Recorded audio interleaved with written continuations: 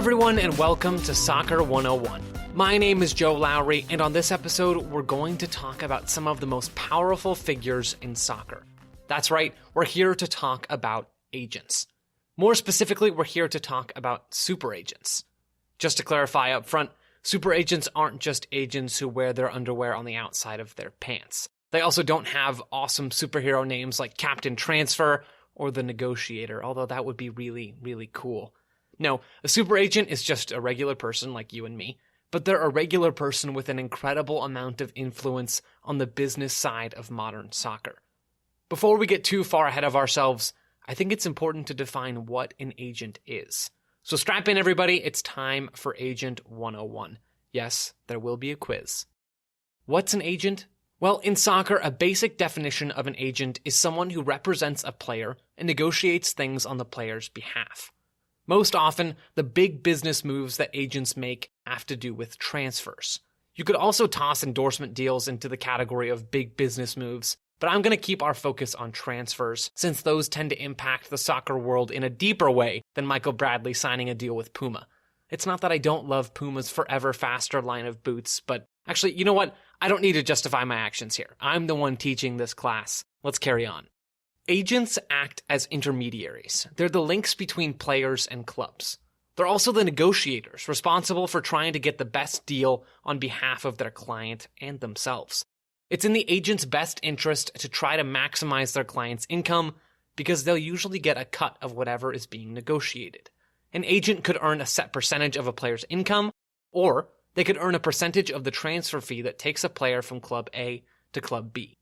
The concept of an agent isn't complicated, right? If you're a player, it's probably a good idea to have a skilled negotiator do the dirty work for you and maximize your future income and your future income potential. If you're an agent and you've got the right connections with players and clubs, you can make a pretty penny. It's not easy to get to that point, but if you do, you're in a nice spot. If you're a club, it might sound like dealing with agents would only make your life more difficult. In some situations, that's absolutely true. Sometimes transfers can get derailed by agents. Sometimes more than one agent or agency tries to get involved with the same player or the same transfer. In those cases, things can get too complicated for clubs, and they'll stop pursuing a player and go find a simpler deal with a comparable player. Other times, though, an agent can be an asset for a club.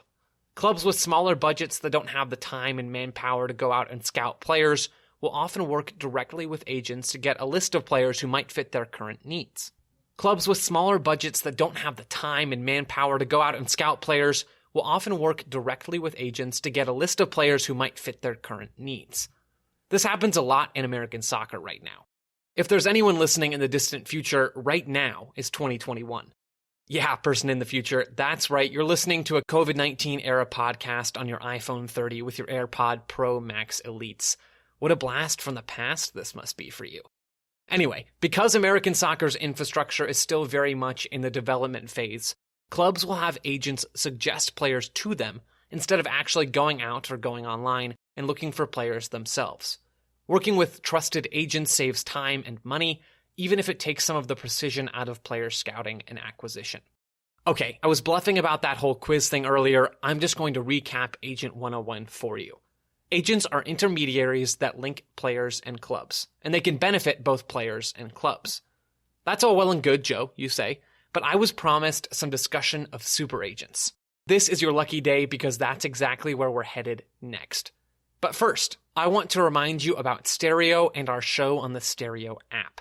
If you haven't checked it out, the Stereo app has thousands of live social conversations with a wide range of genres, including news, comedy, sports, and much, much more. You can choose whether to be a co-host, participate as a guest, or simply listen in on these exclusive conversations. Every Thursday evening, members of the Soccer 101 and Total Soccer Show squad are on the Stereo app, which you can download on your phone. On our Stereo shows, we talk about Soccer 101 episodes just like this one, answer your listener questions, and talk about suspicious-looking packages filled with loaves of bread. It's tons of fun, and we'd love to have you join us. After you download the Stereo app, you can find me at Joe Lowery, you can find Ryan at Ryan Bailey, and you can find Taylor at Rockwell TSS. Follow us and check out our Thursday live shows if you like a good time. Now, back to super agents. Super agents are the 1% of agents. Super agent is just a made-up term, but the idea behind it is very real.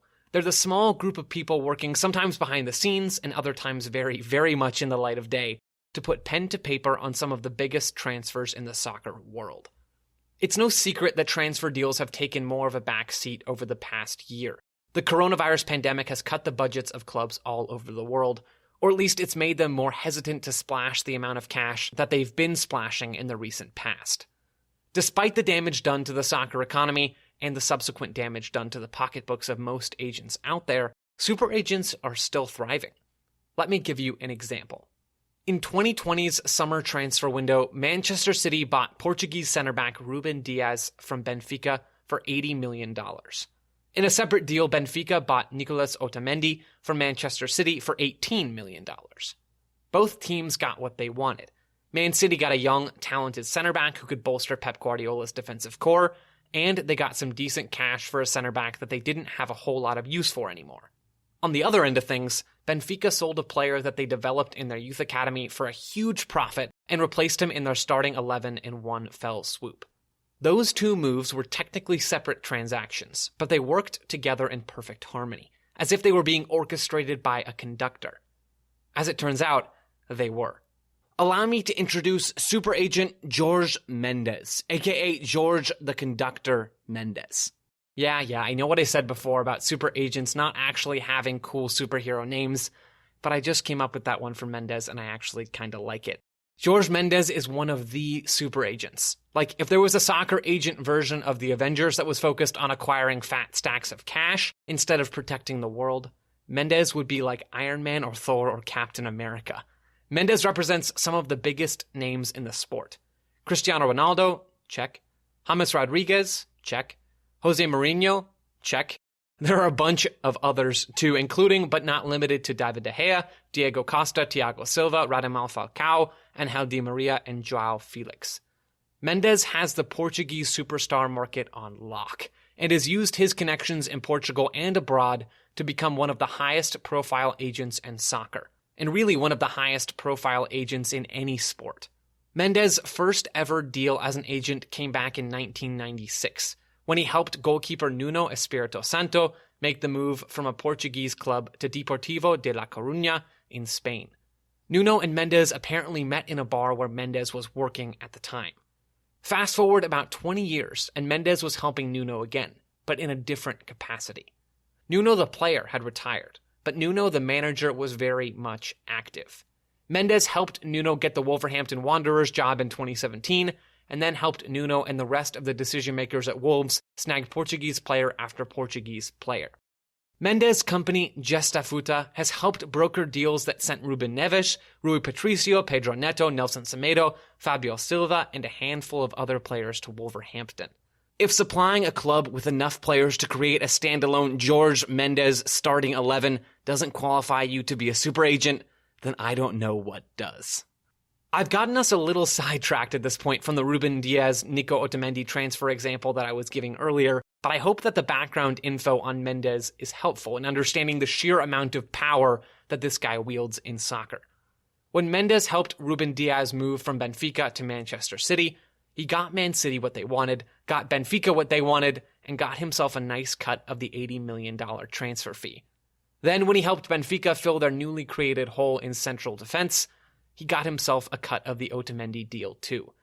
Mendez used his influence to create a sort of closed transfer market, where the money moves from one club to another, but through his pockets first. How did Mendez become a super agent? Or how does anyone get into that 1% of agents? It all starts with representing one player, then representing a couple more. Then you might help one player move from club A to club B, and maybe get a little chummy with each club's sporting director along the way. Then the cycle repeats, your network expands, and you increase your influence. We still have plenty more ground to cover on agents, but first, I wanted to let you know that this episode of Soccer 101 is brought to you by HelloFresh. With HelloFresh, you get fresh, pre-measured ingredients and mouth-watering seasonal recipes delivered right to your door. HelloFresh lets you skip those trips to the grocery store and makes home cooking easy, fun, and affordable. And that's why it's America's #1 meal kit. HelloFresh helps me save time and cuts down on my stress levels by offering convenient, contact-free delivery right to my doorstep. HelloFresh's Easy Eats offering has tons of quick and easy meal solutions like oven-ready and 10 to 20-minute meals, which are perfect for my busy schedule. HelloFresh isn't just out here saving people time and reducing stress, they're also giving back. Now more than ever, HelloFresh is committed to making sure that fresh, delicious food is available to as many people as possible. They donated over 4 million meals to charity in 2020, and now they're stepping up food donations to local communities during the pandemic. I love HelloFresh. The recipes are delicious. You've got to try their balsamic fig sirloin. It's one of HelloFresh's gourmet recipes, and it is fantastic. It is absolutely one of my favorites. Not only do I get to enjoy wonderful food with HelloFresh, but I get to enjoy peace of mind knowing that it won't take me ages to cook dinner at the end of a long day. It's perfect. So, if you want to try HelloFresh for yourself, go to hellofresh.com/12soccer and use the code 12soccer, that's the number 12 and then soccer, for 12 free meals, including free shipping. Again, go to hellofresh.com/12soccer and use code 12soccer for 12 free meals, including free shipping. Thank you very much to HelloFresh, America's #1 meal kit, for sponsoring this episode of Soccer 101. Now, let's get back to the world of super agents. In his 20-ish years working as an agent, George Mendez has created his own transfer ecosystem, consistently moving players between a small group of clubs where he is particularly well connected. Wolves is one of the Mendez clubs, Porto is another, Benfica, Atletico Madrid, and Monaco are regulars as well. As Barney Ronay pointed out in a piece for The Guardian in 2020, Falcao, who is a Mendez player, has played for Porto, Atletico Madrid, and Monaco. Diogo Jota, another Mendez player, has played for Atletico Madrid, Porto, and Wolves. James Rodriguez has played for Porto and Monaco, among other clubs. I mean, the list goes on and on. Mendez is calculated with his movements. Atletico Madrid CEO Miguel Angel Gil has been quoted as saying that Mendez sets up his chessboard to move pieces to different clubs. Pipo Russo, who literally wrote the book, or at least a book, on Mendez, said that Mendez doesn't just work in the market. He creates the market. In 2017, the president of Portuguese club Rio Ave told Rory Smith in the New York Times that, quote, working with Mendez gives clubs like ours access to better players than we might otherwise be able to have. There is no club in Portugal who does not want to work with him, unquote. George Mendez is a super agent, meaning that he agents in ways that so few agents are able to agent, collecting commissions and brokering deals left and right, and sometimes even doing deals involving players that he's not even affiliated with. Mendez has used his connections so well that those connections have grown up, met some nice connections, settled down, and had beautiful little connection babies. Super agents like Mendez have been largely unfazed by the recent hit to the soccer economy because, well, they are the soccer economy. You know, the United States Postal Service has a creed that I think really applies here. The USPS says that neither snow, nor rain, nor heat, nor gloom of night stays these couriers from the swift completion of their appointed rounds. I'd like to amend that creed slightly and say that neither snow, nor rain, nor heat, nor economic disaster stays super agents from the completion of multi-million-dollar transfer deals. Mendez isn't the only super agent out there. Jonathan Barnett's company, the Stellar Group, represents Jack Grealish, Eduardo Camavinga, Mason Mount, Serginho Dest, and a host of other players. According to a Forbes article in 2017, Barnett has negotiated more than $1.28 billion in active contracts and transfer fees. That number made him the most powerful agent in the world in any sport at that time. Mino Raiola is another top agent. Raiola's had beef with multiple Manchester United managers and represents Paul Pogba, Zlatan, Lukaku, Mkhitaryan, and a sizable group of other superstars. Super agents like Raiola, Barnett, and Mendez are the 1%. If a major player is moving from one high-profile European club to another, there's a really good chance that a super agent is going to have their fingerprints all over that deal. The agents themselves are obviously down with that. Clubs that have good relationships with those agents are down with that. But FIFA might not be so down with that. At the end of 2020, reports came out that FIFA is getting ready to impose some tougher regulations on agents. Paul McInnes wrote in The Guardian that according to a first draft of regulations expected to come into effect next year, an agent will be able to represent only a player or a selling club or a buying club in conducting a transfer, in most situations at least. Why the change in regulations? Well, FIFA appears to be concerned that some agents are getting a bit too powerful. In 2019, agent fees reached $653 million, a figure that was 4 times higher than in 2015. Insider Sports Law's Peter Critchley wrote in a recent article that, quote, FIFA has grown concerned at the scope for abuse by unscrupulous actors, unquote. Is unscrupulous actors code for certain super agents? Quite possibly. For every Wolverhampton Wanderers, there's a team at the bottom of the Premier League table that's not too happy about George Mendes' chummy relationship with the decision-makers at Wolves. On top of the restrictions that limit how many parties an agent can represent in a single negotiation, FIFA is also trying to create a commission cap that would limit the amount of money an agent can collect from any one deal. These regulations are designed to simplify the role of agents and make sure that they aren't becoming too involved in multiple sides of a single transaction.